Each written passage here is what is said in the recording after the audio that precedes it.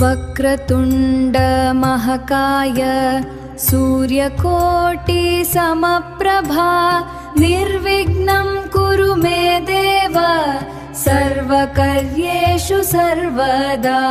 गजाननं भूतगणादिसेवितं कपितजम्बुफलचारुभक्षणम् उमासुतं शोकविनाशकारणं Namami Vighneshwar पदपङ्कजम्।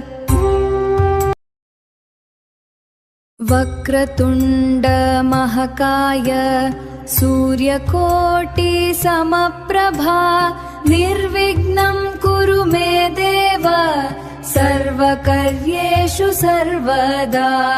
गजाननं भूतगणादिसेवितं कपितजम्बुफलचारुभक्षणम् उमासुतं शोकविनाशकारणं Namami Vighneshwar पदपङ्कजम्।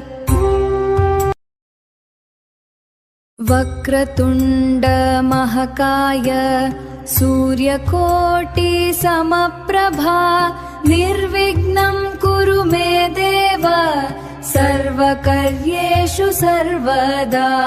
गजाननं भूतगणादिसेवितं कपितजम्बुफलचारुभक्षणम् उमासुतं शोकविनाशकारणं Namami Vighneshwar पदपङ्कजम्।